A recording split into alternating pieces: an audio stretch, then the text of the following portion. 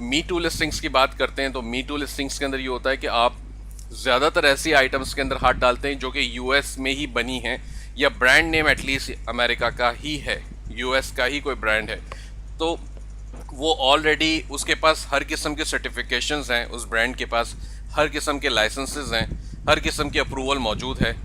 Amazon question नहीं करता उन ब्रांड्स के ऊपर, वो क्वेश्चन सिर्फ करेगा, बहुत सी ऐसी ब्रांड्स होती हैं जिन्होंने अमेज़ॉन के साथ ऐसे कॉन्ट्रैक्ट्स किए हैं कि जी हमारे सर्टेन डिस्ट्रीब्यूटर्स ही अमेज़ॉन पे बेचेंगे या हम खुद ही अमेज़ॉन पे बेचेंगे या अमेज़ॉन हमसे लेके अमेज़ॉन ही बेचेगा, कोई और नहीं बेचेगा। इस तरह के कॉन्ट्रैक्ट्स जब होते हैं वो आपको और मुझे वैसे डायरेक्टली नहीं बताएगा, but end of the day जब when you are trying to list one of the ASINs, जो एसिन आईडी होती है, वो आप जब उसको लिस्ट करने जाएंगे तो वहाँ वो कहेगा you need approval to upload to list any of this item in this brand.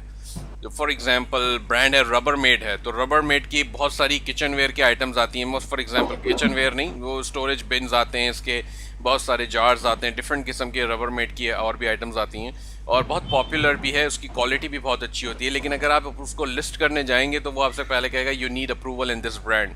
अब वो ब्रांड की अप्रूवल लेने के लिए फिर आप रबरमेड के पास जाएंगे या उसके किसी डिस्ट्रीब्यूटर के पास जाएंगे तो वो कहेगा जी पहला ऑर्डर आपका जो आएगा वो $25,000 का आएगा, $20,000 का आएगा, तो हम आपका अकाउंट अप्रूव करते हैं और आपको पूरे साल के लिए $75,000 के परचेज की जो है वो कमिटमेंट करनी होगी, तो वो आपको अकाउंट। बहरहाल ये एक एग्जांपल मैंने आपको दिया, हर किसी का ऐसा नहीं है, किसी का इससे भी ज़्यादा है, किसी का बहुत कम है, किसी का मैं अफोर्ड कर सकता हूँ, शायद आप ना कर पाएँ, शायद आप अफोर्ड कर पाएँ, मैं ना कर पाऊँ, तो बहुत सारे डिफरेंट इसमें सिनेरियोज होते हैं। सही। अच्छा, इसमें मीटू लिस्टिंग में तो आपने खैर क्लियर कर दिया मुझे। उसमें भी मेरा यही वाला सवाल था कि मीटू लिस्टिंग में आप किन पिन पे आप मीटू कर सकते हैं। फॉर एग्जांपल मैं कहता हूँ एक मुझे प्रोडक्ट समझ में आ रहा है, मैंने उसकी रिसर्च किया और उसकी डिमांड भी ज़्यादा है, लेकिन क्या मैं कर सकता हूँ? क्योंकि वो ब्रांड वो सॉरी जी कहें। हाँ, वो मैं कह रहा था कि वो ब्रांड नेम है, तो ब्रांड पे क्या मैं हाथ नहीं डाल सकता, या ये है कि उसका सप्लायर तो मौजूद है जो मुझे नज़र आ रहा है, लेकिन ये मीटू पे कम लोग हैं जो कि मीटू कर रहे हैं, तो क्या मैं उस पर जा सकता हूँ उसको करने? तो इन शॉर्ट मुझे पता किस तरह चलेगा कि वो जो मीटू के आइटम्स हैं मुझे किस पे मीटू करना है और किस पे नहीं करना है? देखें मैंने आपको अब इसमें मेरी आप स्क्रीन देखेंगे और मैंने एक ऐसे ही आइटम सर्च किया था, ट्रिमर लाइन, ठीक है, जी। और इसमें सबसे पहली लिस्टिंग जो आ रही है ये जो 1 FBA सेलर लिखा हुआ आ रहा है रेड कलर से, ये वो टूल्स हैं जो मैंने आपको इंस्टॉल करवाए थे, मेरे ख्याल से ये DS क्विक व्यू है जिसके थ्रू ये लिखा हुआ आ रहा है। यहाँ पर ये एसिन भी आ रहा है मेरे पास, यहाँ पर ये मुझे रैंक भी बता रहा है इस आइटम का जी, पैटियो के अंदर 9403 इसका रैंक है, जो कि बहुत अच्छा है। But I can not list this item, ठीक है। तो मैं आपसे बात कर रहा था पहले कि इस आइटम की, और इसमें हम हाथ नहीं डालते, क्यों? क्योंकि ये 1 FBA सेलर बता रहा है। 1 FBA सेलर का मतलब ये है कि एक अगर सेलर है, अमेज़ॉन भी नहीं है, कोई और भी नहीं है, अकेला कोई एक सेलर बैठा है, इसका मतलब वो प्राइवेट लेबल है और हम उसमें हाथ नहीं डालते, क्योंकि वो एक प्राइवेट लेबल है, वो फ़ौरन हमारी जान को आ जाएगा जी ये मेरा ब्रांड है, तुम क्यों घुसे हुए हो। सही। तो यहाँ सीधी सी पे बात है, सेलर हम यहाँ पे सेलर एक ही है या FBA एक है? FBA इस वक्त एक ही है। ये जो टूल हमने इंस्टॉल कर रखा है इसके हवाले से जो है वो हमें एक ही FBA सेलर बताएगा। अब आपको ज़्यादा मतलब इंटरेस्ट उसमें बिल्डअप हो रहा है अगर उस आइटम में, और आप चाहते हैं यार मैं कंफर्म कर लूँ, तो ठीक है, उस आइटम को आप ओपन कर लें, नए टैब में ओपन करके देख लें और ये बात कंफर्म कर लें कि जी कौन इसमें सेलर है। तो यहाँ पर ये बता रहा है आपको, देखें, न्यू वन फ्रॉम $17.99, ये नीचे बता रहा है जी जी। और एक और भी होती है सिचुएशन इसमें कि यहाँ पर ये इन स्टॉक के नीचे देखें राइट साइड पर मुझे बता रहा है sold by POAO-US and fulfilled by Amazon. अब POAO और यहाँ पे जो ब्रांड नेम आ रहा है POAO वो सिमिलर है, -US ब्रांड नेम में नहीं है। तो ज़्यादातर ऐसा ही कुछ होता है, कोई जो ब्रांड नेम होगा वही उसका सेलर का यूज़र नेम भी होगा। उमूमन होता ही है कि नया सेलर जब आता है अमेज़ॉन के ऊपर तो वो जो ब्रांड नेम बनाता है या तो वो उसने सेलर नेम के हवाले से ब्रांड नेम बनाया होता है, या ब्रांड नेम के हवाले से सेलर नेम बना होता है। तो बेसिकली कहीं ना कहीं वो एक दूसरे, दोनों वर्ड्स जो हैं वो एक दूसरे से मैच हो रहे होते हैं, तो हमें जी वैसे ही अंदाज़ा हो जाता है कि जी ये एक यही सेलर है और यही इसका प्राइवेट लेबल भी जी है। तो बहरहाल जी। आप इस आइटम के अंदर हाथ नहीं डालते हो सिर्फ इस वजह से कि ये प्राइवेट लेबल है। ठीक है। ठीक है। अब हाँ, अब थोड़ा सा हम नीचे इसमें आके देख लेंगे कि जी क्या आइटम है। और आपके पास एक आइटम है फॉर एग्जांपल ये रोटरी 1006 वोर्टेक्स। अब ये भी एक ट्रिमर लाइन है। ये ट्रिमर लाइन का रैंक है 2570 इन पैटियो। ये इसका एसिन, और यहाँ बता रहा है 7+ सेलर्स। अब 7 से ज़्यादा जो है वो सेलर इसके ऊपर ऑलरेडी लगे हुए हैं। तो ये एक पॉसिबल मी टू लिस्टिंग है। ठीक है। और ठीक है। टोटल यहाँ पे 11 जी। सेलर्स बता रहा है वो। लेकिन तो सारे के अब सारे मतलब ज्यादातर जो है एफबीए के ऊपर है। वो हमें अभी नहीं पता, लेकिन यहाँ पे इतना पता चल रहा है कि 7+ ये बता रहा है। तो 7+ यानी कि 8 भी हो सकते हैं, 9 भी हो सकते हैं, या पूरे 11 के 11 भी हो सकते हैं। तो अगर आपको ये पता करना ठीक है। होता है कि जी कितने हैं, तो आप इस जो न्यू 11 लिखा हुआ आ रहा है, आप इसको ओपन कर दें। अक्सर और बेशतर मैं एक नए टैब में ओपन करता हूँ इसे, तो मुझे पता चल जाता है, दोनों चीज़ें मेरे सामने खुली रहती हैं। अब यहाँ आप देखोगे तो आपको सबके आगे प्राइम का लोगो नजर आ रहा है। इसका मतलब ये सारे फुल, और बीच ये में सब लिखा हुआ भी है एफबीए फुल। है। हाँ, बीच में लिखा हुआ जी भी है फुलफिलमेंट बाय अमेजोन। जी अब जी यहाँ नीचे दो लिस्टिंग और आ रही हैं, या आउटडोर पावर इक्विपमेंट और OMB वेयर हाउस। ये दोनों जो हैं वो FBM हैं। जी। नेक्स्ट पेज भी है, क्योंकि 11 थे तो एक पेज पे 10 बता रहा होता है। तो हम दूसरे जी। पेज पे जाके देख लेते हैं, यहाँ पर भी एक FBM सेलर बैठा हुआ है। तो बहरहाल ये एक सही। पॉसिबल लिस्टिंग होती है जहां पे आप मी टू कर सकते हैं। अब मी टू आपको करना है या नहीं, वो डिसीजन आपको लेना पड़ेगा बाद में। मतलब अपनी जो सही भी है। रिसर्च करनी है वो रिसर्च करके आप एक डिसीजन लेंगे कि हाँ जी मुझे मी टू करना है या नहीं करना। जी जी। मेरा एक ठीक है सवाल है इस पे। जी। यहाँ पे जो है हमने देखा 11 या 12 टोटल सेलर्स हैं, जिसमें से एफबीए जो हैं वो ज्यादा हैं और एफबीएम जो है 3 है। तो इसमें क्या, हम्म इसमें जो बाय बॉक्स होता है, बाय हम्म बॉक्स डिपेंड करता है एक तो एफबीए पे। अगर आप एफबीए हम्म, होंगे इसका मतलब ये है अमेजोन आपको ज्यादा बाय बॉक्स का चांस देगा। लेकिन क्या बिल्कुल।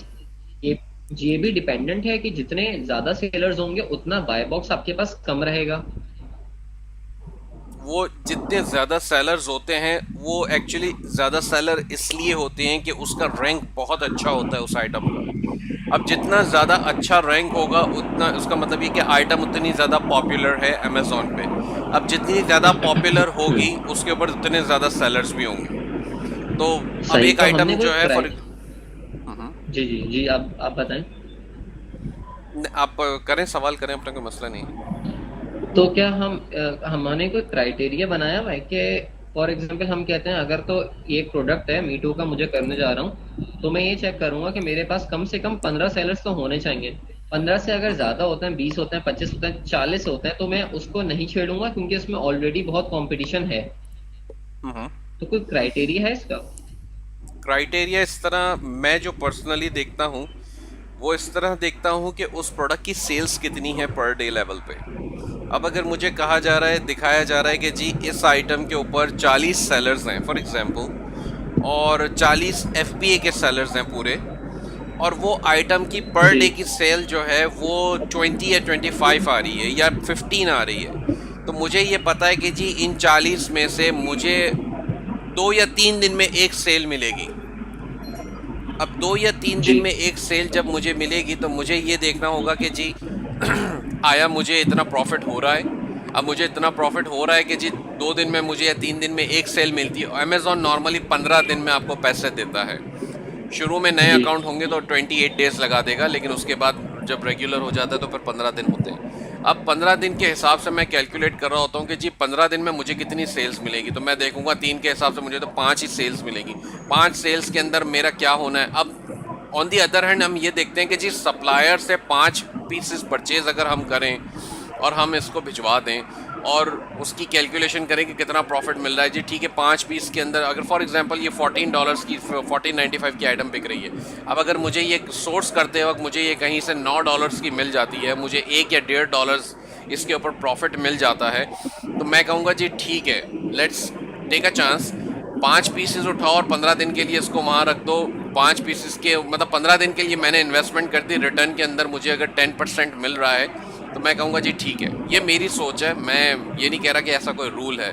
This is how I think कि जी इस तरह से मुझे आइटम उठानी है। अगर मुझे प्रॉफिट इतना कोई ख़ास नहीं मिल रहा और आइटम की सेल या तो बहुत ज़्यादा नहीं है, अगर उसकी फॉर एग्जांपल सेल्स जो हैं वो 40 सेलर्स के ऊपर सेल जो है पर डे की सिर्फ 5 हैं, तो मेरा इसका जी मतलब ये हुआ कि 5 सेलर को अगर एक एक पीस भी से एक एक यूनिट की भी सेल मिलती है फॉर एग्जांपल, तो कितने दिन लग गया? 40 सेलर्स के ऊपर मेरे ख्याल से काफ़ी दिन लग जाएंगे। जी तो बहरहाल इन शॉर्ट कहने 8 दिन तकरीबन लग जाएंगे। 8 दिन में मेरे पास 1 या 2 सेल आएंगी, तो मैं 8 दिन और उसका मतलब नेक्स्ट 15 दिन के लिए मेरे पास शायद 4 पीस बिकेंगे, 3 पीस बिकेंगे, तो मैं फिर उसमें हाथ नहीं डालूंगा। तो इस तरीके से मैं सोच रहा होता हूँ। पहले मैं प्रॉफिट मार्जिन देखता हूँ कि प्रॉफिट मार्जिन कितना बन रहा है, और कभी कभी हम ये भी देखते हैं कि जी हाईएस्ट अमाउंट पे क्या हम सेल कर पाएंगे इसको या नहीं।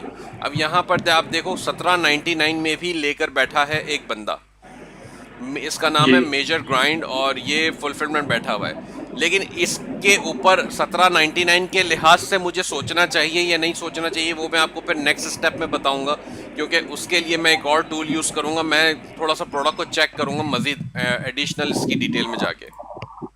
ठीक है।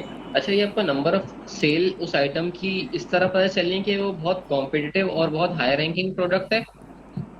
जी, हाई और रैंकिंग दूसरा, प्रोडक्ट है। जी जी, दूसरा ये कि हमारा नंबर कब आएगा या हमें सेल कितने दिन में होगी, वो किस तरह आप एवरेज आउट कर रहे हैं, ये आप अज्यूम कर रहे हैं। अज्यूम करते हैं बिल्कुल। ओके, ठीक है।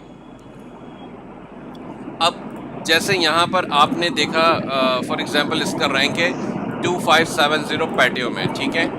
एक वेबसाइट है जी fbatoolkit.com, और ये आपको, जी अब हमें तो खैर ऐसे अंदाज़ा हो जाता है कि जी कितने बिक रहे होंगे, लेकिन फिर भी ये एक वेबसाइट है जिससे आपको पता चलेगा। अब आपको यहाँ पे पैटियो की वो ढूंढनी है कैटेगरी, ये रहा पैटियो, ठीक है। ये पैटियो में आके आपने लिख दिया जी 2570 और इसको गो कर दिया। तो अब आप ये देखेंगे ये आपको 18 पीसेस लास्ट डे में बिके, एवरेज 20 पीसेस पर डे बिक रहे हैं। अब 20 पीसेस पर डे का मतलब ये है कि महीने के 600 पीसेस बिक रहे हैं इस आइटम के।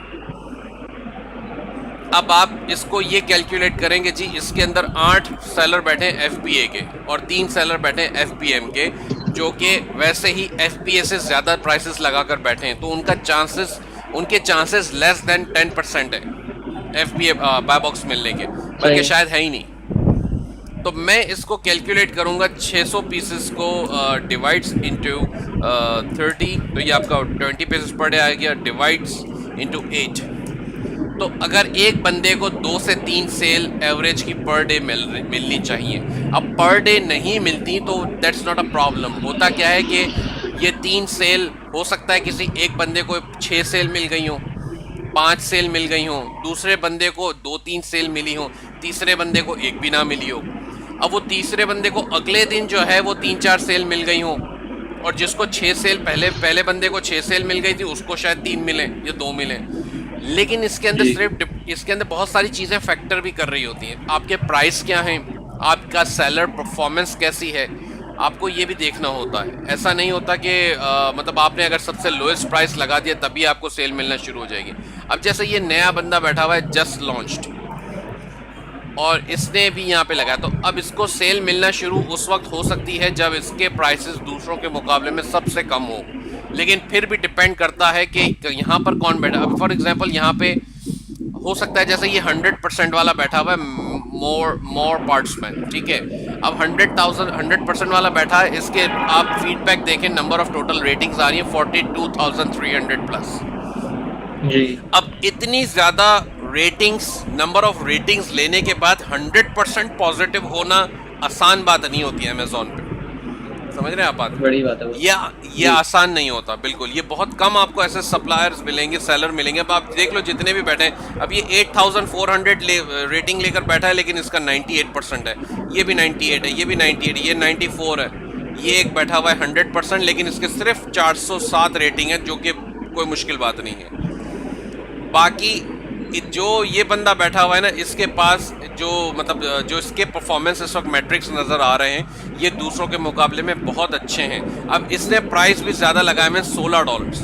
अब $16 जो है वो तकरीबन $1 और 6 सेंट से ज़्यादा लगाए हुए हैं। उसके बाद भी इसको बाय बॉक्स ज़्यादा मिल रहा होगा, ऐसा मेरा अजम्पशन है। जी इवन दो इसके ठीक है। प्राइसेस ज़्यादा हैं, लेकिन इसको ज़्यादा मिला क्योंकि इसके मैट्रिक्स बहुत अच्छे हैं। अगर किसी के जी मैट्रिक्स ज़्यादा अच्छे नहीं होंगे तो उसको बाय बॉक्स मिलना थोड़ा सा मुश्किल हो जाता है।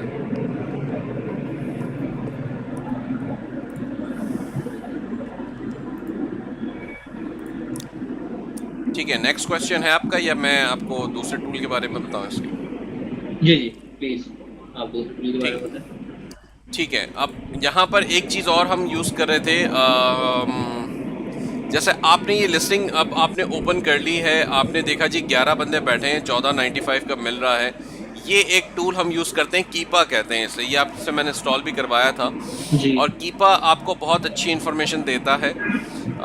फॉर एग्जांपल यहाँ पर ये जो ब्लू लाइन आपको नज़र आ रही है, ये प्राइस की नज़र आ रही है, सिर्फ न्यू की। और ये क्योंकि ये पर्पल में है, पर्पल का मतलब ये होता है कि ये थर्ड पार्टी सेलर्स जो बेच रहे हैं। अब FBA हो या FBM हो, यहाँ पर इस वक्त ये थर्ड पार्टी सेलर्स की बात कर रहे हैं। ठीक है, यहाँ पर ये मतलब आप एडिशनल इसके ऑप्शंस हैं, आप इसको चेक कर सकते हैं। सेल्स रैंक का हम इनेबल नॉर्मली करके रखते हैं, तो हमें पता चलता है कि जी ये जो जिगजैग में सेल्स रैंक आ रहा है आपका ग्रीन कलर में, अब इससे पता चल रहा है कि ये आइटम कितनी ज़्यादा बिक रही है। तो जो FBA टूल किट हमें बता रहा है कि 20 पर डे की बिक रही है, वो कि एक एवरेज है, वो एक कोई फिक्स्ड अमाउंट नहीं है।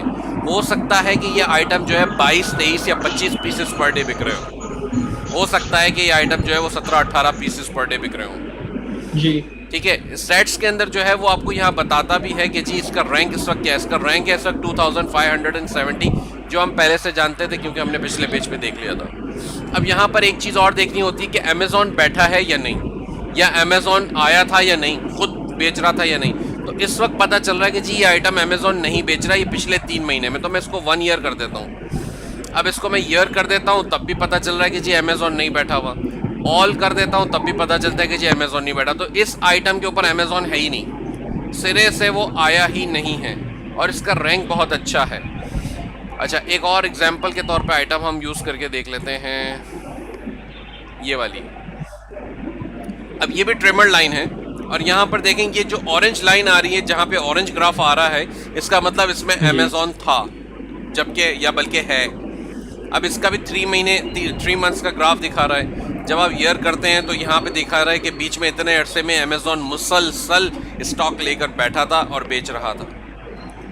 ईयर कर ऑल टाइम कर लें 555 डेज, तो इतना बताएगा। बहरहाल आपको बता रहा है। और यहाँ पे अगर मैं वीक कर दूं तो ये पता चला है कि पिछले हफ्ते में ही अमेज़ॉन जो है वो अगस्त 20, बल्कि आज कल परसों की बात है, आज की बात है बल्कि, तो ये आज जो है वो आउट ऑफ स्टॉक था, लेकिन अब फिर से स्टॉक में आ गया।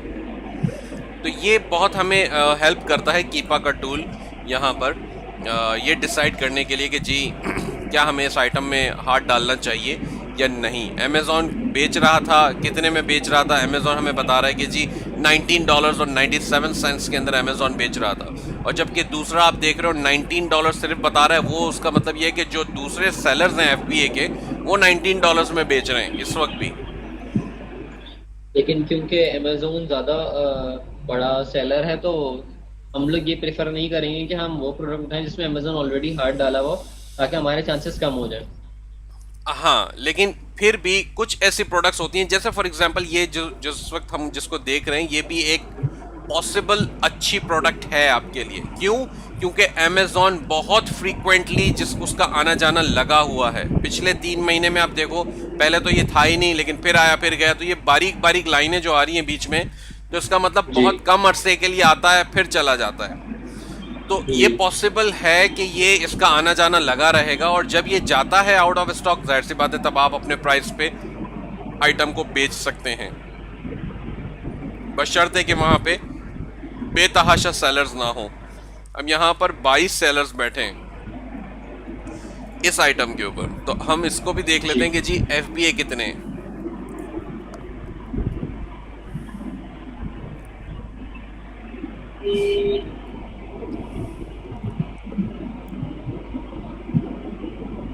अब लेफ्ट साइड पे मेरे पास प्राइम का चेक आ रहा है, वो मैं प्राइम का चेक लगा देता हूँ, तो उससे ये होता है कि ये सिर्फ प्राइम के प्रोडक्ट्स उठा लेता है। अब प्राइम में इस वक्त सिर्फ 3 सेलर बैठे हुए हैं अमेजोन को मिला के, और अमेजोन बता रहा है कि जी back order due in stock 24 August. तो अब ये अगस्त की 24 को अमेजोन के पास माल आएगा, लेकिन अभी से उसने बेचना शुरू कर दिया है। तो बहरहाल इसके अलावा 2 लोग और हैं, जिसके अंदर एक 21.95 में बेच रहा है, एक $30 में बेच रहा है। अब इन लोगों की दोनों की आइटम्स बिकना शुरू हो जाएंगी जब अमेजोन आउट ऑफ स्टॉक जाएगा, और इस वक्त भी ये बेच रहा होगा, दूसरे 2 भी बेच रहे होंगे, क्योंकि अमेजोन बैक ऑर्डर किया हुआ है। तो वो जो भी आइटम्स अगर वहाँ पे कोई परचेज कर भी रहा है, तो अमेजोन उसको दिखाएगा कि जी ये आइटम आपको इतने दिनों में मिलेगी। देखें यहाँ बता रहा है इन स्टॉक ऑन अगस्त 24। तो अगर कोई बंदा परचेज करने जाएगा बायर, तो बायर ये देख रहा है चीज़ जी अगस्त 24 को मिलेगी, इसके पास आएगी, तो ये डिलीवरी करेगा 2 दिन में, तो मेरे पास 26 अगस्त को पहुंचेगी, मुझे तो कल चाहिए। तो वो जाके फिर घुसता है यहाँ पे न्यू, ये जो ऑप्शन आ रहे हैं न्यू 22, यहाँ जाके देखता है जी अच्छा किसी और के पास अभी पड़ी हुई है, तो फिर उससे पता चलता है कि जी ये 2 लोग और हैं जिसके पास पड़ी हुई है। अब उसका काम अर्जेंसी का है, तो जाहिर सी बात है फिर वो फ़ौरन किसी में से, दोनों में से किसी एक से ऑर्डर करेगा, और जो लोएस्ट प्राइस होगा जाहिर सी बात है उसी से ऑर्डर करेगा। ठीक। तो ये एक ये भी एक कॉन्सेप्ट है जिसके थ्रू हम ये सब चीज़ें देख रहे होते हैं।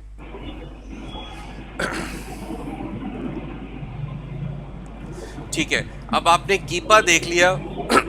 एक और टूल था जो कि जब हम प्रोडक्ट्स लिस्ट ओपन करते हैं कोई भी प्रोडक्ट अमेज़ॉन की, तो ये हमें यहाँ पर एक आता है इनविजिबल हैंड। अब ये राइट साइड पे इनविजिबल हैंड का मतलब ये होता है कि ये हमें ये बता रहा होता है कि ये आइटम कहीं और पड़ी है, कहाँ पड़ी है, किस सप्लायर या सेलर के पास पड़ी, किसी स्टोर में पड़ी है, तो हम देख रहे होते हैं कि जी ठीक है ये फलाने स्टोर में पड़ी है। अब यहाँ पर मुझे ये बता रहा है कि जी वॉलमार्ट के पास $11 में पड़ी हुई है ये आइटम, जो 1997 की है बता रहा है, और वॉलमार्ट शिपिंग ले रहा है 599। तो आप क्या करते हो कि आप वॉलमार्ट से जाके देख सकते हो कि जी ठीक है वॉलमार्ट के पास आया ये आइटम मौजूद है या नहीं है, अगर इसी प्राइस में है तो मैं ले सकता हूँ। तो यहाँ पर ये बता रहा है कि आइटम मौजूद तो है, लेकिन वॉलमार्ट के वो प्राइस नहीं है जो प्राइस वो बता रहा था। लेकिन मुझे पर्सनली इससे ये आइडिया मिल जाता है कि जी वॉलमार्ट के पास ये आइटम थी, $11 में ही थी, लेकिन अब नहीं है जी। अब इस वक्त जो है ये बेच रहा है sold and ship bye life and home, यानी कि कोई थर्ड पार्टी सेलर है जो वॉलमार्ट पे बेच रहा है, वॉलमार्ट खुद नहीं बेच रहा। और भी दो बंदे बैठे हुए हैं, लेकिन प्रोबेबली ये तीनों भी ड्रॉप शिपर्स ही हैं, या इन्होंने भी कोई अपना माल उठा के थोड़ा सा रखा हुआ है और वो बेच रहे हैं बैठ के। तो ये पॉसिबिलिटीज़ हैं। तो अब इस वक्त ये लिस्टिंग जो है वो बेकार हो गई, लेकिन मुझे एक आइडिया मिल जाता है कि जी ठीक है अब वॉलमार्ट के पास इसका मतलब थी, तो मैं ये आइटम को कहीं ना कहीं वॉच लिस्ट में अपने पास रख लेता हूँ कि जी ठीक है थोड़े अर्से बाद मैं चेक करूँगा वॉलमार्ट पे दोबारा अगर आ गई स्टॉक में और वॉलमार्ट $11 में बेच रहा होगा, तो पॉसिबिलिटी है कि मैं यहाँ पर इस आइटम को जो है वो इसमें कम्पीट कर पाऊँ। अब वो कम्पीट कर पाऊँगा या नहीं, उसके लिए हम दूसरा टूल यूज़ करेंगे। ठीक है, तो ये जो टूल था जो कि हम यूज कर रहे थे, ये एज ऑफ नाउ प्राइस नहीं बताता, क्योंकि ये हमें बता रहा है $11 में हमें वॉलमार्ट बेच रहा था, लेकिन हम लोग पेज पे अभी खड़े हैं, तो ये हमें एज ऑफ नाउ नहीं बताएगा प्राइस। एज ऑफ नाउ ही होते हैं, करंट ही होते हैं, लेकिन मेरा ख्याल है 24 से शायद 48 घंटे के अंदर की अपडेट्स हो रही होती हैं उसमें, फौरी राइट अवे की नहीं होती। तो अब पिछले 24 या 48 घंटे में अगर वॉलमार्ट के पास ये आइटम थी $11 में बिक रही थी, तो बहुत ज़्यादा पॉसिबिलिटी है कि इन्हीं किसी सेलर ने, ये 22 सेलर जो बैठे हैं इनमें से ही किसी ने, अमेजोन के सेलर ने वो माल उठा लिया होगा। $11 में मिल रहा था, जी ठीक है उठा लो सारा माल, तो उन्होंने वो सारा माल वहाँ से परचेज करके अपने पास मंगा लिया, या जो भी प्रेप सेंटर था वहाँ भेज दिया, या वहाँ से प्रिपेयर करके अमेजोन में भेजना शुरू कर दिया, तो वो प्रोसेसिंग उन्होंने स्टार्ट कर दी। तो वॉलमार्ट वैसे ही आउट ऑफ स्टॉक मिलेगा फिर आपको इस सूरत में। ठीक है, ठीक है, आगे बढ़ें। जी जी बिल्कुल। ठीक है, तो अच्छा अब इस आइटम की जो हम बात कर रहे थे, सॉरी ये जो इनविजिबल हैंड की जो हम बात कर रहे थे, इनविजिबल हैंड आपको बहुत ज़्यादा काम आता है क्योंकि वॉलमार्ट के अलावा और भी जगहें ये आपको बता रहा है। अब अलबत्ता आप किसी जगह से सोर्स नहीं कर पाएंगे क्योंकि वो प्राइस आपके मैच नहीं करेंगे, लेकिन वॉलमार्ट का आपको पता चल गया। अब इसी तरीके से इस आइटम को चेक कर लें, क्या इसके पास कोई कूपन है? ये कहता है जी मेरे पास कोई कंपैरिजन नहीं है। लेकिन अगर इसके पास नहीं भी है तो मैं क्या करता हूँ, मैं इस आइटम का नाम कॉपी करता हूँ और मैं एक दूसरे ब्राउज़र में ओपन करता हूँ जिसमें मेरे पास VPN चल रहा है ज़ेनमेट का, और वो US की IP यूज़ कर रहा है। Excuse me. इससे ये होता है कि मैं इस आइटम को परचेस मतलब US के गूगल से जाके चेक करने का फ़ायदा ये होता है कि मुझे यहाँ पर ये बाय नाउ के बॉक्सेस बता रहा होता है, मतलब बाय के परचेस के बॉक्सेस बता रहा होता है गूगल अपने, ठीक है ना। अब यहाँ देखिए, यहाँ पे एक आइटम की लिस्टिंग बता रहे हैं जो कि $9 में भी मौजूद है। अब अगर आप इसको क्लिक करके देखते हैं आगे, तो ये और भी चीज़ें लेकर आ जाते हैं कि जी और कहाँ कहाँ पर अपॉर्चुनिटीज़ मौजूद हैं आपके पास। इसमें जॉर्जिया इक्विपमेंट भी कोई बैठा हुआ है, OMB वेयर हाउस भी बैठा हुआ है, ये वो OMB अमेजोन पे भी बेच रहा था इस वक्त। इस तरह की बहुत सारी अपॉर्चुनिटीज़ अब ये जैसे eBay पर भी मौजूद है, तो eBay पर भी आप जाके ये देख सकते हैं कि जी eBay का सेलर कौन है, कैसा है, और क्या आइटम सेल कर रहा है, क्या वाकई में आपकी काम की है, एग्जैक्टली आइटम सेम है, आप परचेस कर पाएंगे। तो आप यहाँ से भी आइटम्स उठा के वहाँ भेज सकते हैं, ये भी पॉसिबिलिटी है। इनफैक्ट ये $14 में बेच रहा है और $395 शिपिंग ले रहा है। अब ये आपको देखना पड़ेगा कि जी आप ज़्यादा क्वांटिटी परचेज करने जाते हैं। अनफॉर्चुनेटली यहाँ पे तो 2 ही बचे हैं खैर, लेकिन इस तरीके से पैरेलल अपॉर्चुनिटीज़ यहाँ से भी मिलती हैं हमें। अब व्यू ऑल करेंगे तो ये मुझे दिखा देता है लाके कि जी और किसके पास पड़ा हुआ है।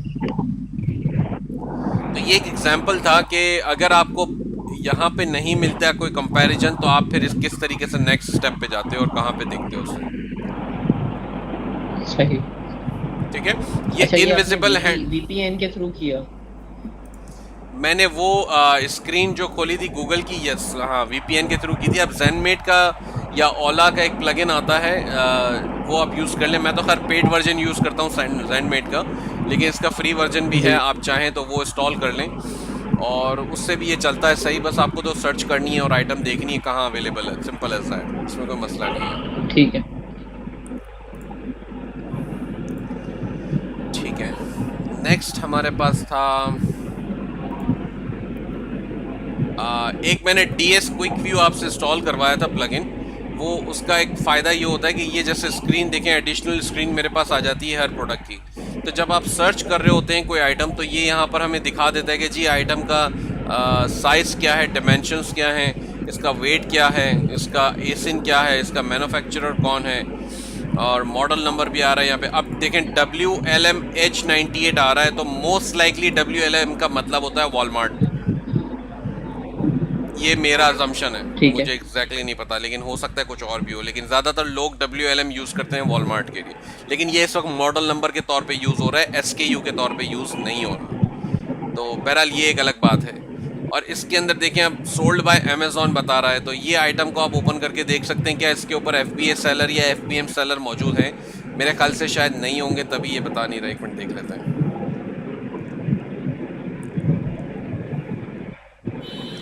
16 लोग बैठे हुए हैं, 16 लोग बैठे हुए हैं, $7 $7.33 में बेच रहे हैं। अब $7.33 का मतलब ये है कि ये आइटम बहुत ज़्यादा आपको सस्ते प्राइस में लेनी पड़ेगी, तब जाके आप इसको compete कर पाएंगे, वरना नहीं कर पाएंगे जी। अब यहाँ बता रहा है वॉलमार्ट के ऊपर जो है ये 572 की पड़ी हुई है, शिपिंग इसके ऊपर बता रहा है $8.40।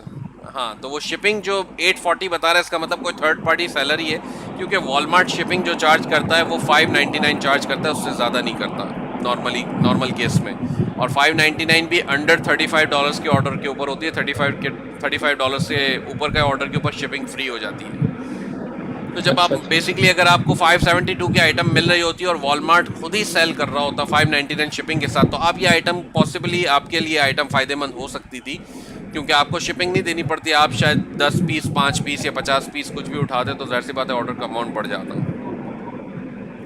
तो बहरहाल ये एक पॉसिबल ऑप्शन ये भी है। इस तरह से आप DS क्विक व्यू को देखने का मकसद ये था कि यहाँ पर ये तमाम बेसिक इन्फॉर्मेशन जो है वो यहाँ पे दिखा देता है। अब कहीं कहीं पे ये कैलिफोर्निया रेजिडेंट्स की वो भी आ रही होती है, प्रोपोजिशन 65 वार्निंग। ये भी एक क्लॉज है जो प्राइवेट लेवल वालों को देखना पड़ता है, क्योंकि कैलिफोर्निया के स्टेट के अलग से एडिशनल कानून और कवानीन है जो कि वो इम्पोज कर देता है कुछ आइटम्स के ऊपर। दूसरे स्टेट नहीं करते लेकिन कैलिफोर्निया करता है। तो कैलिफोर्निया का जब बायर परचेज करेगा तो उसे वो कुछ एडिशनल रिस्ट्रिक्शन और नोटिफिकेशंस आपको देने पड़ते हैं। मुझे भी नहीं पता टू बी ऑनेस्ट इतना ज़्यादा इसके बारे में, लेकिन बहुत फटीके हैं इस मामले में। जैसे मैट्रेसेस के ऊपर कैलिफोर्निया मर्चेंडाइज फीस चार्ज करता है। अगर आपने मैट्रेस परचेज किया या मैट्रेस बेचा, आपको $10.50 पर मैट्रेस आपको देना पड़ेगा। मैट्रेस जो है वो आपका ट्विन बेड हो या आपका फुल किंग साइज का हो, आपको $10.50 देने पड़ते ही हैं। अब बाज़ औक़ात कुछ ड्रॉप शिपर्स होते हैं जो कि $5 कमा रहे होते हैं पूरे मैट्रेस के ऊपर, उनके ऊपर अचानक से $10 की फ़ीस लग जाती है, क्योंकि बायर जो है उनका कैलिफोर्निया में बैठा हुआ है, बाकी सारे बायर्स के ऊपर नहीं है कहीं पे भी।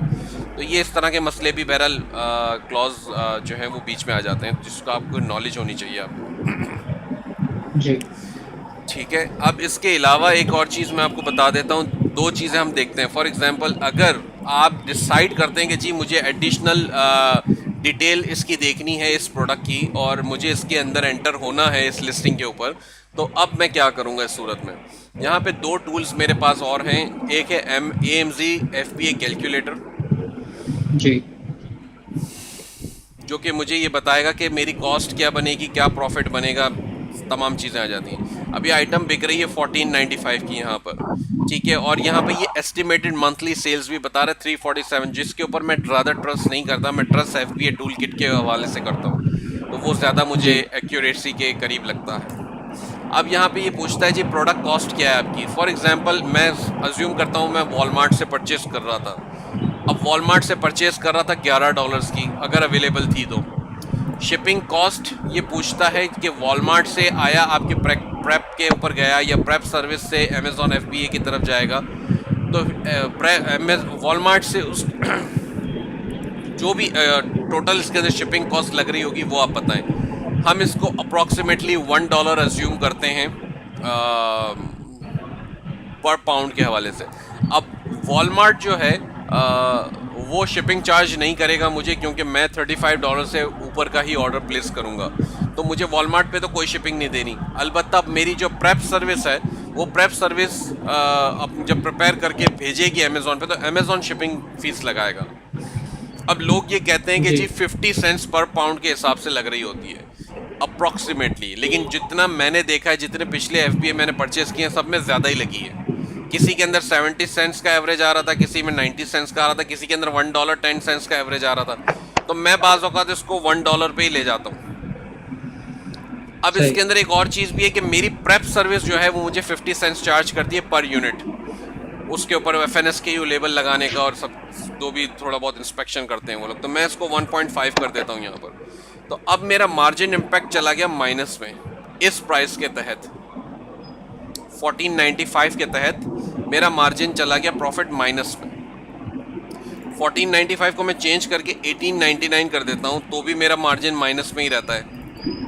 1999 करके देख लेते हैं तो भी माइनस में ही है।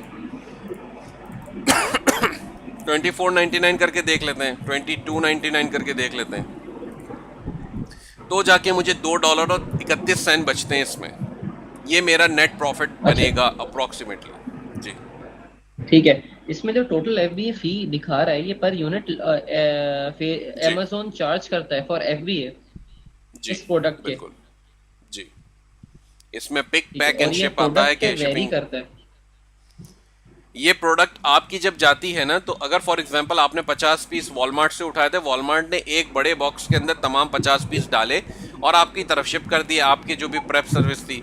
अब वो प्रेप सर्विस वालों ने 50 पीसेस निकाले, उसके ऊपर FNSKU लेबल लगाए और वापस उसी बॉक्स में डाले, अमेज़ॉन से शिपिंग लेबल प्रिंट किया और उस डब्बे के ऊपर लगाया और अमेज़ॉन की तरफ भिजवा दिया। अब अमेज़ॉन के पास जब पहुंच गया तो अमेज़ॉन अपनी सॉर्टिंग करके अपने पास रख लेगा, लेकिन जब कस्टमर का ऑर्डर आएगा जी मुझे 2 पीस चाहिए, तो वो बड़े कार्टन को तो उसने सॉर्टिंग करके अपने पास रख लिया था, लेकिन अब वो 2 पीस आपके 50 पीस में से उठाएगा और अपने बॉक्स में डालेगा, अपना लेबल उसके ऊपर लगाएगा, UPS को या FedEx को या USPS को जिसके थ्रू उसको भेजना है वो उसके थ्रू उसको भेजेगा। तो वो जो शिपिंग की फ़ीस कस्टमर को भेजने की है वो भी इसके अंदर शामिल है। अब कस्टमर पूरे US में कहीं भी रहता हो, 48 स्टेट्स के अंदर कहीं पर भी रहता हो, अमेजोन आपसे एडिशनल चार्ज नहीं करेगा, उसने जो बता दिया बस वो वही चार्ज कर रहा है। अब 471 के अंदर ये सही तमाम सर्विसेज शामिल है, स्पेशली शिपिंग कॉस्ट। तो वो शिपिंग कॉस्ट यहाँ पे अप्लाई हो रही है, जो कि बहुत इंपॉर्टेंट है। सही है। एफएनएस का मतलब क्या है, एब्रीविएशन एफएनएस की? एफएनएस का मतलब होता है, एफएनएस की एक मिनट में बताता हूँ आपको, मुझे याद नहीं आता। एसकेयू तो नॉर्मल नॉर्मल एसकेयू के लिए होता है, लेकिन एफएनएसकेयू जो है वो एक्रोनिम फुलफिलमेंट नेटवर्क एसकेयू। तो ये फुलफिलमेंट नेटवर्क एसकेयू जो होता है वो अमेजोन अपना बारकोड प्रिंट करवाता है आपसे। वो कहता है कि अच्छा जी अच्छा। आपकी आइटम के ऊपर कोई किस्म का बारकोड नहीं होना चाहिए सिवाय एफएनएसकेयू के। और एफएनएसकेयू के पीछे नीचे भी वही बारकोड होता है, उसका अपना ही होता है लेकिन जनरेट किया हुआ, जिसके थ्रू वो लोग खुद सही अपने जो भी उनका वेयर हाउस है वहाँ पे जो स्कैनिंग कर रहे हैं, तो वो अपने स्कैनर्स के थ्रू वो लेबल को चला रहे होते हैं इसको। सही है। ठीक है। ठीक है, सही तो है। अब तो आपके हमारी पास ये जो कॉस्ट। जी टोटल, जी जी हमारी जो प्रोडक्ट प्राइस दिखा रहे हैं, ये वो प्राइस है कि हम 22.99 पे रखेंगे अमेजोन पे, तो हमें फ़ायदा होगा। जिसमें से प्रोडक्ट कॉस्ट हमें 11 है, शिपिंग कॉस्ट आपने 1.5 दे दी, तो हमारे पास प्रॉफिट मार्जिन जो बच रहा है वो 2.31 बच रहा है। बिल्कुल। अब इसके अंदर एक और पर चीज़ मैं भूल गया हूँ आपको बताते वक्त में। बहरहाल आप बात बताएं अपनी पूरी करें, फिर मैं आपको बता दूँ। नहीं नहीं, मेरी बात कंप्लीट हो गई है जी, आप बताएं। ठीक है, $11 मैंने as it is item pick कर ली थी। वॉलमार्ट आपसे सेल्स टैक्स भी लेगा। अब सेल्स टैक्स जो है वो आप अवॉइड करवा सकते हैं अगर आपके पास रीसेल सर्टिफिकेट है तो। ठीक है, अगर रीसेल ऑलराइट। सर्टिफिकेट है तो, और रीसेल सर्टिफिकेट आपको उसी वक्त मिलता है जब आपके पास एलएलसी हो। ओके। ठीक है, और एलएलसी होने के बाद भी डिपेंड करता है कि जी आपकी प्रेप सर्विस कहाँ जा रही है। अगर वो प्रेप सर्विस, अब वॉलमार्ट को आप बताएंगे जी मेरा एलएलसी जो है वो रजिस्टर्ड है डेलावेयर में, और डेलावेयर के अंदर रीसेल सर्टिफिकेट की ज़रूरत नहीं होती क्योंकि वहाँ पे कोई सेल्स टैक्स नहीं है। तो वॉलमार्ट वैसे ही आपसे सेल्स टैक्स नहीं लेगा अगर आप डेलावेयर में शिप करवा रहे हैं तो, या आप ओरेगन में शिप करवा रहे होते, या आप जो है वो कोई और स्टेट है, 3-4 स्टेट्स हैं जहाँ पे सेल्स टैक्स नहीं होता। तो अगर ऐसे न्यू जी। हैम्पशायर है जैसे, तो बहरहाल इनमें सेल्स टैक्स नहीं होता तो आपको रीसेल सर्टिफिकेट की ज़रूरत नहीं होती। लेकिन अगर आप कहेंगे जी मेरी प्रेप सर्विस तो जो है वो कैलिफोर्निया में है, आप वहाँ शिप कर दें, वो कहेगा शिप कर दूंगा लेकिन उसके ऊपर 7.25% जो है मैं टैक्स लगाऊंगा। तो वो 7.25% या तो आप टैक्स पे करें वॉलमार्ट को, या फिर आप कैलिफोर्निया का रीसेल सर्टिफिकेट इशू करवाएं अपने नाम, अपने बिजनेस के नाम के ऊपर, और वो आप वॉलमार्ट को दें कि जी ये आइटम रीसेल सर्टिफिकेट मेरा आ गया है, मैं इसके ऊपर ये आइटम्स परचेस करना चाह रहा हूँ, फिर वो आपसे टैक्स नहीं लेगा। तो ये सिचुएशन मैं आपको बता रहा हूँ। अब आपको देखना होगा कि आपकी उस वक्त सिचुएशन क्या होगी, आप कैसे इसको लेके चल रहे होंगे। तो अगर $11 के ऊपर मैं 7.25% लगा देता हूँ तो ये आइटम मुझे पड़ेगी $11.80 की तकरीबन, जो तो 80 सेंट्स मुझे यहाँ पे और ऐड करने पड़ जाएंगे। बड़ा, बहुत बड़ा इम्पैक्ट है। जी बिल्कुल। तो अब यहाँ पे इस सिचुएशन में आपको ये देखना है कि जी क्या ये 22.99 में आप इसको बेच पाएंगे, या अगर आप इससे भी बढ़ना चाहें तो क्या आप इसको बेच पाएंगे इससे ज़्यादा पे। ये सवाल आपके लिए खड़ा हो जाएगा, क्योंकि बाकी लोग जो हैं वो 14.99 में इसको बेच रहे हैं। अब 14.99 वाले जी। कौन कौन हैं ये भी देख लेते हैं और कितने हैं। तो शुरू में 4 जो हैं वो 14.95 वाले हैं, फिर 15-22 वाला बैठा है, फिर 16 वाला बैठा है, फिर 16 से आगे हैं। तो अब इस सिचुएशन में हम देखेंगे कि जी लेट्स से एक और प्लगइन हम इस्तेमाल में लेकर आएंगे। इसका नाम है AMZ स्काउट स्टॉक स्टेट्स। ये भी मैंने आपको बताया था कि आप इंस्टॉल कर लीजिएगा। स्टॉक जी। स्टेट्स जो है ये आपको बताएगा। तो अब इसके अंदर यहाँ से हम चेंज करते हैं इसको, ओनली FBA लोड हो जाने दें, फिर इसको कहें ओनली FBA सेलर्स। तो अब ये आपको बता रहा है कि जी टोटल स्टॉक मेरे पास मौजूद है 442। इसमें ये पहला जो बैठा हुआ है पेंटानो पावर इक्विपमेंट वाला 14.95 में बेचा, इसके पास 41 पीसेस पड़े हैं फुलफिल्ड बाय अमेजोन, हम देख रहे हैं सिर्फ इस वक्त। ठीक है, दूसरा वाला उसके पास 1 ही पीस है, तीसरे वाले के पास 6 पीस पड़े हैं, अलबत्ता चौथे वाले के पास 272 पीस पड़े हैं जो कि बहुत हैं। लेकिन यहाँ पे हम कैलकुलेशन देख रहे थे कि पर डे कितना बिक रहा था। पर डे 20 पीसेस बिक रहा था। तो पर डे 20 तो जैसा पीसेस बिक क्योंकि रहा था अगर तो आपका गला ठीक नहीं है तो नहीं हम नहीं, it's fine, it's fine, it's अगर fine. It's fine, it's okay, no problem. नहीं, थोड़ा सा ही बाकी है मेरे ख्याल से, काफ़ी ज़्यादा हम इसको आगे लेकर आ चुके हैं। तो थोड़ी सी हिंट्स आपको और मिल जाएंगी तो मेरे ख्याल से आप कुछ आगे अच्छा काम, मतलब प्रोडक्टिव इसके साथ काम कर पाएंगे, कुछ ढूंढ पाएंगे, देख पाएंगे, प्रैक्टिस कर पाएंगे। तो ये चीज़ है। तो अब थैंक यू सो लैंडस्केप के मच। ऊपर, नो प्रॉब्लम। लैंडस्केप वाला जो है वो बेच रहा है इसको 1495 में, और ये 272 पीसेस रख के अभी भी बैठा हुआ है FBA में। तो ये सबसे बड़ा सेलर जो है वो इस वक्त आपके सामने आ रहा है। तो होता क्या है कि हम इस सूरत हाल के अंदर, अगर मुझे वाकई में इंटरेस्ट आ रहा है इस आइटम के ऊपर, तो पहले तो मैं ये देखूंगा कि जी ये सेलर किस तरह से सेल कर रहा है। मैं इस आइटम का एसिन जो है वो एक शीट बनाऊंगा इसके ऊपर एक्सेल में। फॉर एग्जांपल हम लेकर आते हैं, नई शीट बनाते हैं, ठीक है।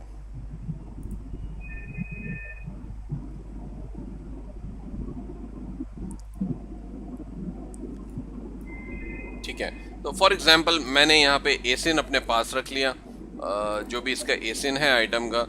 और जी इसके अलावा एक और काम हम ये करेंगे कि हमने सप्लायर का नाम अपने पास रख लिया। ये सप्लायर का नाम है सप्लाई, ये बेच रहा है, सेलिंग प्राइस इसके हैं 1495, इसके पास पीसेस पड़े हुए 272। ठीक है, आपने डेट डाल दी आज की। अगर आपको आज की डेट, तो इससे फ़ायदा ये होता है कि आपको पता होता है कि जी आज के दिन में जो है वो इसके पास इतने पीसेस पड़े हुए हैं, ताकि आप इसको जब रिविज़िट करें 2 या 3 दिन के बाद तो आपको पता हो कि जी अब कितने जी पीसेस के पास होने चाहिए।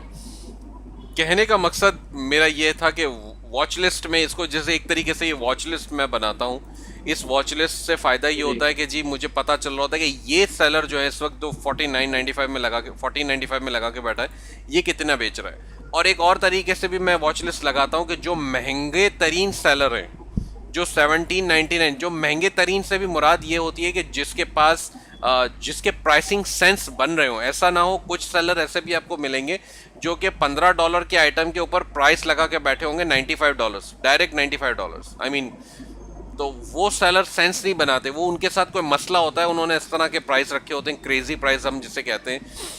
उनको फिर हम देखते भी नहीं है कि जी ठीक है ये अभी फ़िलहाल कोई काम नहीं कर रहा।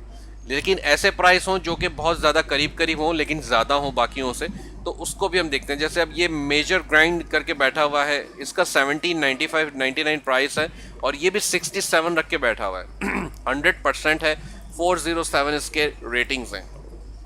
इससे आपको ये फ़ायदा जी मिलेगा कि आपको ये पता चलता है कि यार महंगा तरीन जो बंदा बैठा हुआ है वो सेल्स कैसी ले रहा है, क्या मतलब उसकी 67 पीसीज अभी पड़े हैं, तो 2 दिन बाद जब आप विजिट करके देखें तो पड़े कितने हैं। अब वो पता चला कि जी आप इसके पास जो है वो फॉर एग्जांपल 50 पीस पड़े हैं 2 दिन के बाद, तो आपको ये पता चल गया कि जी पिछले 2 दिनों में इसने 17 पीसेस बेच दिए हैं। अब 17 यूनिट्स इसके बिक गए हैं, तो इसका मतलब इसके साथ ये कुछ तो ऐसा कर रहा है, ये इसकी प्रोडक्ट्स बिक रही हैं, इसको बाय बॉक्स मिल रहा है इतने प्राइस के ऊपर भी। लेकिन यहाँ पे आपके साथ प्रॉब्लम इस वक्त ये है कि आपको जो प्राइसिंग मिल रही है ये वॉलमार्ट की प्राइसिंग है। वॉलमार्ट खुद एक रिटेलर है, तो रिटेलर से आप ये आइटम लेके 2299 में नहीं बेच सकते हो या 2399 में नहीं बेच सकते हो। आपको किसी होलसेलर के पास जाना पड़ेगा। तो फॉर एग्जांपल ये जो लोग बैठे हैं ये परचेस कर रहे हैं किसी डिस्ट्रीब्यूटर से या होलसेलर से, तभी इनको ये आइटम जो है इतना सस्ता मिल रहा है कि ये लोग 14 और 15 और $17 के आसपास में बेच रहे हैं, वरना $22 तक तो आप नुकसान में ही जा रहे थे। सही है ना जी ये बात? जी। तो बहरहाल अच्छा, तो हम इस अब तरह आइडिया लगाते हैं। बिल्कुल, ये इन सब चीज़ों से आपको पता चल रहा होता है। बेसिकली ये आइटम आप किसी और रिटेलर से तो खैर खरीद ही नहीं सकते, ये आइटम के लिए आपको कोई सप्लायर, इसका होलसेलर ढूंढना पड़ेगा। अब एक जो क्विक तरीका मैंने खुद ने भी सनी अली से देखा था, जो मेरा तरीका है वो थोड़ा सा लेंदी है।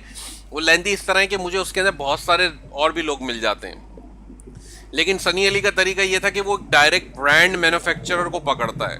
अब ब्रांड मैन्युफैक्चरर जो होता है वो छोटे लोगों से मुराद नए लोगों से बात नहीं करते हैं इतने आराम से। आपको जाना पड़ता है किसी होलसेलर या डिस्ट्रीब्यूटर। अब फॉर एग्जांपल हम पाकिस्तान की बात करते हैं कि अब रैकेट बैंकाइजर एक बहुत बड़ा ग्रुप है, बहुत बड़ी कंपनी है। आप जाके बोलो जी मैं नया स्टोर खोल रहा हूँ फॉर एग्जांपल गुलशन इकबाल के अंदर और कराची में, और मुझे जो है वो 50,000 पीस चाहिए आपकी फलानी आइटम के, या मे बी लेट से कोई रेजर है, कोई टूथपेस्ट है या व्हाट्सएवर। वो कहेगा जी आप फलाने डिस्ट्रीब्यूटर से बात करें, हमसे बात नहीं करें, हम 50,000 पीसेस नहीं बेचते हमारे पास। तो आपके पास जो है वो अगर 5 लाख पीसेस की रिक्वायरमेंट हो, 1 मिलियन पीसेस की रिक्वायरमेंट हो, तब आइएगा, वरना उससे पहले आप हमसे बात नहीं करें। तो ये तरीका इनका होता है बात करने का। अव्वल तो ये जवाब ही नहीं देते। तो इन लोगों जी के यहाँ पर भी यही मामलात हैं। यूएस में भी एग्जैक्टली इसी तरीके से हो रहा होता है, बल्कि इससे भी ज़्यादा ये लोग जो है वो ये मतलब ऐसे बड़े बड़े नंबर्स बोलेंगे कि मैं और आप जो है वो सोच ही रहे होते हैं कि अच्छा भाई इतने इसमें ज़ीरो कितने लगते हैं पाकिस्तानी में कन्वर्ट कर लें तो ये थोड़ा सा मसला हमारे लिए बनता है। तो मैं जो तरीके से जाता हूँ, मैं ढूंढता हूँ होलसेलर्स और डिस्ट्रीब्यूटर्स।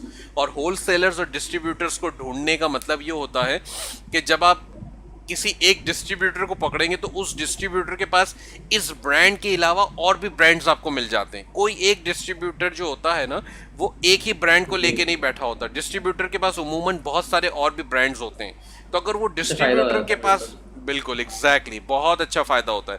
तो अगर आप फॉर एग्जांपल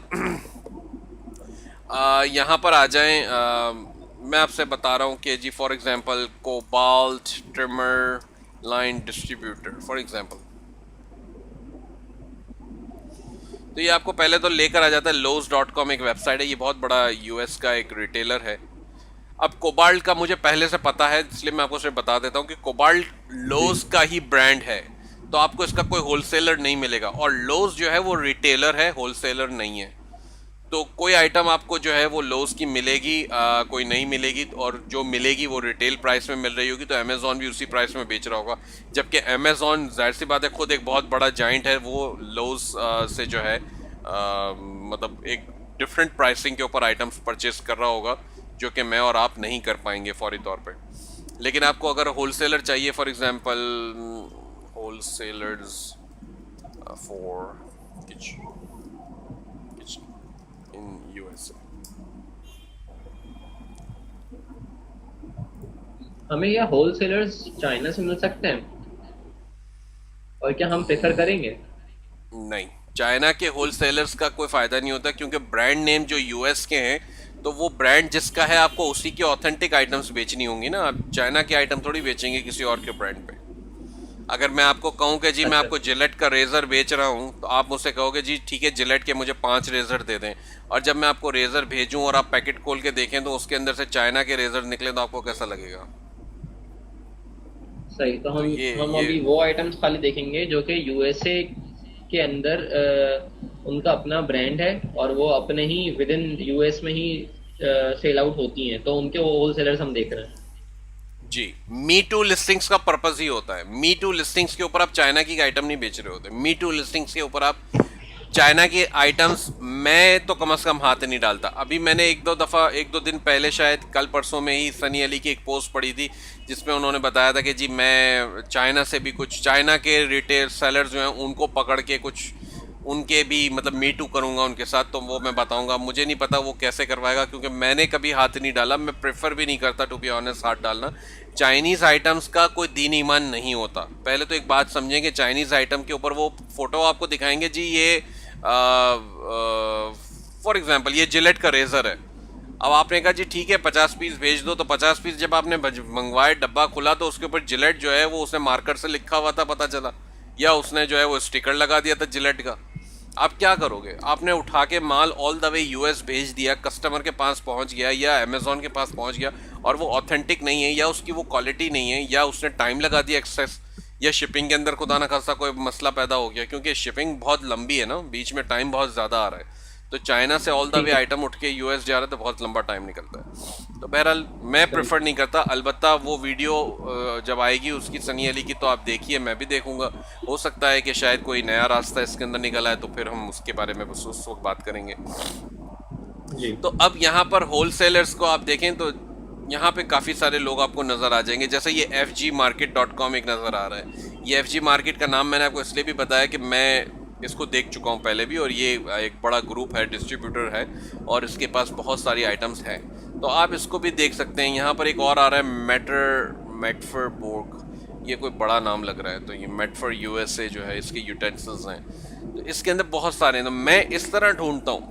अब ये कोल इम्पोर्ट्स है, कोल इम्पोर्ट्स वैसे ही काफ़ी मशहूर है होलसेल में, लेकिन इसकी आइटम कोई ब्रांडेड नहीं होती, जेनरिक होती है, बेकार सी लगती है मुझे तो पर्सनली। बट बहरहाल फिर भी लोग काम करने वाले करते हैं। तो डिस्ट्रीब्यूटर्स इन द यूएस, अब ये मेडफोर्ड बोर्ग जो है, बोर्गेट इंकॉर्पोरेटेड जो है, वो उसकी अपनी प्रोडक्ट्स आ रही हैं, और इसने जो है वो एक सेक्शन बनाया हुआ है कि इसके डिस्ट्रीब्यूटर्स आप फाइंड आउट कर सकते हैं। तो अगर फॉर एग्जांपल आपने डेलावेयर के अंदर कोई डिस्ट्रीब्यूटर ढूंढना है तो आप यहाँ से जाके ढूंढ लें। तो थोड़ा सा मैं ढूंढने में टाइम लगाता हूँ, लेकिन जब मुझे कोई मिल जाता है तो मुझे अच्छा कोई सप्लायर या डिस्ट्रीब्यूटर मिल जाता है जिसके पास मैं और भी आइटम्स देख लिया करता हूँ, मतलब और भी ब्रांड्स मुझे मिल जाते हैं।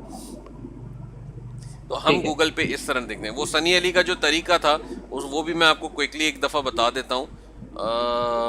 जैसे for example rotary trimmer line है, तो उसको आप करते हो ट्रेड मार्क या रोटरी या रोटरी, फिर मैं इसके आगे ट्रिमर लाइन लिख देता हूँ ताकि मुझे डायरेक्ट वही रिजल्ट लाके दे। तो यहाँ पे ये बता रहा है desert extrusion trademark of rotary.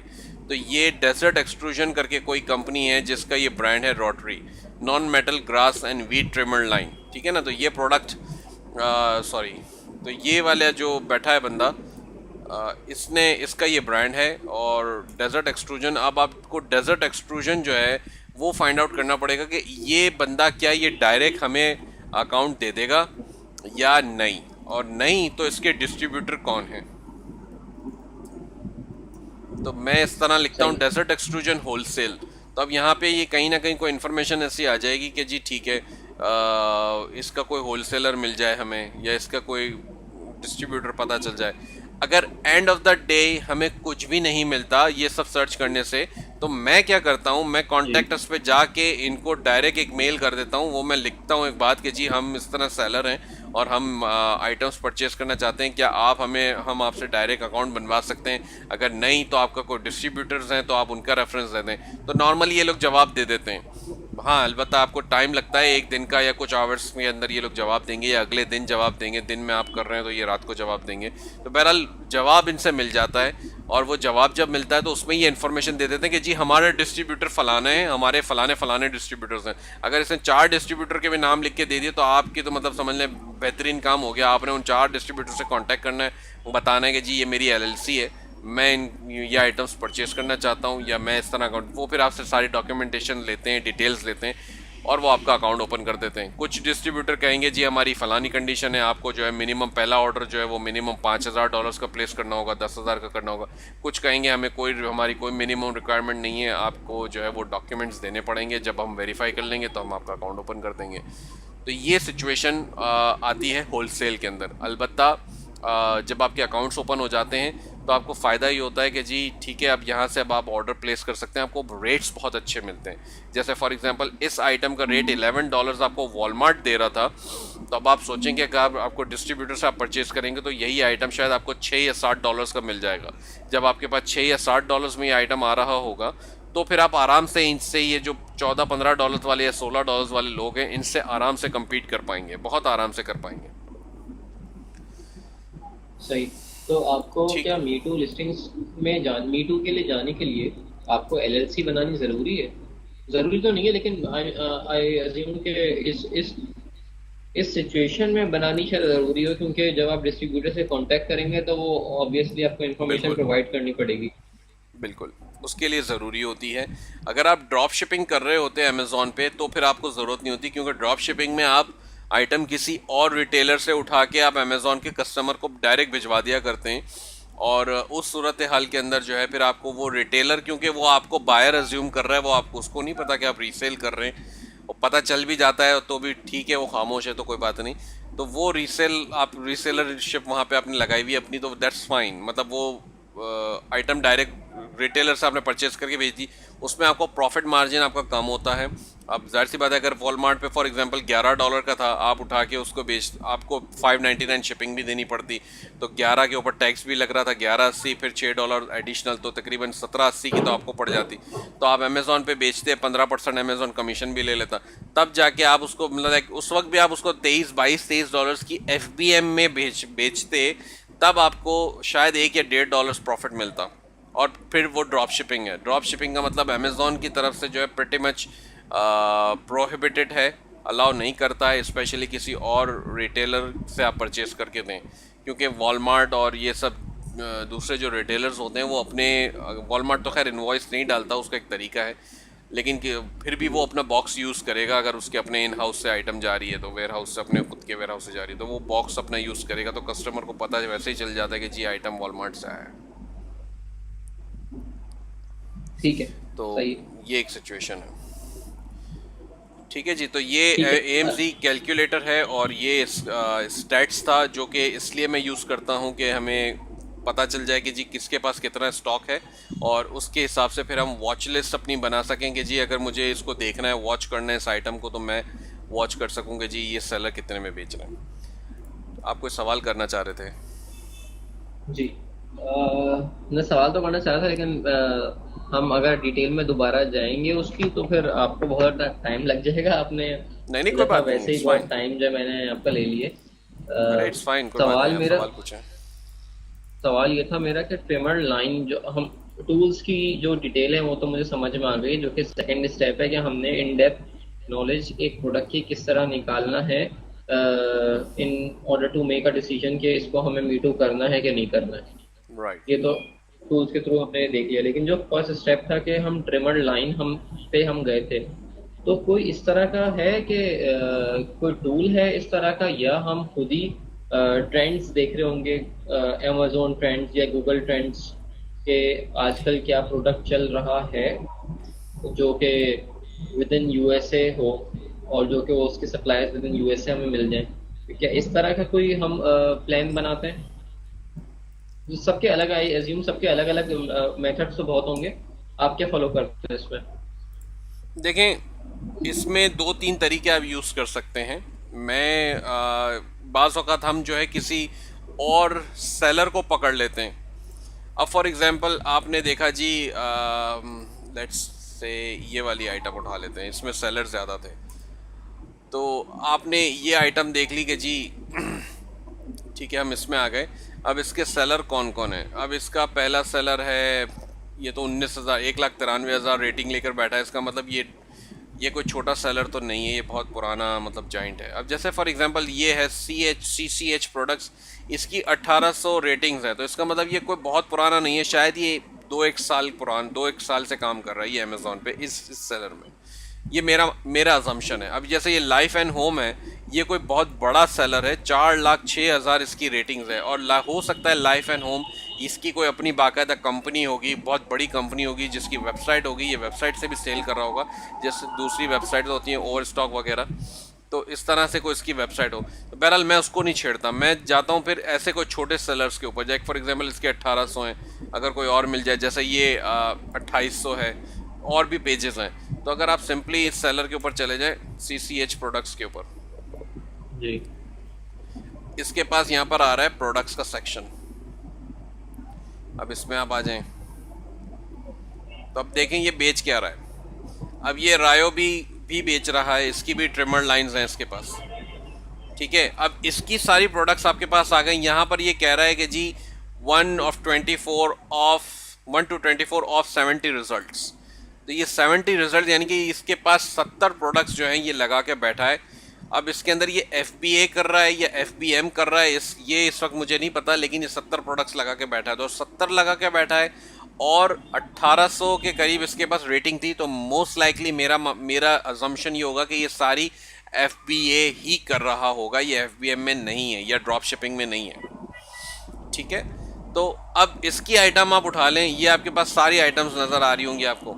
अच्छा, जो मैंने टूल्स आपको बताए हैं, जब फॉर एग्जांपल ये देखें, ये 10 नंबर इसका है, 10 रैंक है इसका पैटियो में, जी। इस आइटम का। ये दूसरी है ट्रिमर लाइन, वो नहीं है जो हम देख रहे थे पहले, ये दूसरी वाली है। मतलब मेरे ख्याल से इसमें अच्छा अच्छा। साइज का कोई फर्क होगा या कुछ होगा। ठीक है, ये वाली ट्रिमर लाइन लेके बैठा हुआ है, ये इसका रैंक है 280। अच्छा, एक चीज़ मैं आपको और बता दूं, जो प्रोडक्ट्स के क्राइटेरियाज हम देख रहे होते हैं उसके अंदर ये रेटिंग का भी एक क्राइटेरिया होता है। अगर कोई आइटम की रेटिंग जो है वो तीन है, 3.5 है, या 3.5 से भी गई गुजरी है, कम है, तो फिर हम उसमें भी हाथ नहीं डालते हैं, क्योंकि इतनी कम रेटिंग वाले आइटम्स के ऊपर चांसेस हाई होते हैं कि उसका सेल्स रैंक अचानक से शूट अप हो जाएगा और सेल्स ड्रॉप हो जाएंगी। क्योंकि एक भी उसके ऊपर मजीद रेटिंग गलत, मतलब नेगेटिव आ गई, वो प्रोडक्ट की मट्टी पलीत वैसे ही हो जाती है, तो फिर उसके ऊपर सेल्स रैंक उसका गिरना शुरू हो जाता है। तो अगर आपने माल बेच दिया है, वहाँ पे पता चला कि जी किसी ने नेगेटिव फीडबैक किसी और से परचेस किया था, लेकिन आइटम तो वही थी, नेगेटिव रेटिंग मार दी उस आइटम के ऊपर, तो वो आपका भी माल पड़ा हुआ है पीछे और पता चला आप भी फंस गए। तो ये एक फैक्टर होता है। अच्छा, जिसके ऊपर ज़्यादा रेटिंग है और 4+ हैं, तो बहुत अच्छी आइटम। जैसे फॉर एग्जांपल ये तो ब्लैक एंड डेकर है, तो ब्लैक एंड डेकर के अंदर तो वैसे ही हमें पता है कि जी ये एक वेल नोन ब्रांड है और इसके अंदर ज़्यादा शिकायतें नहीं होती हैं, तो ये बात है।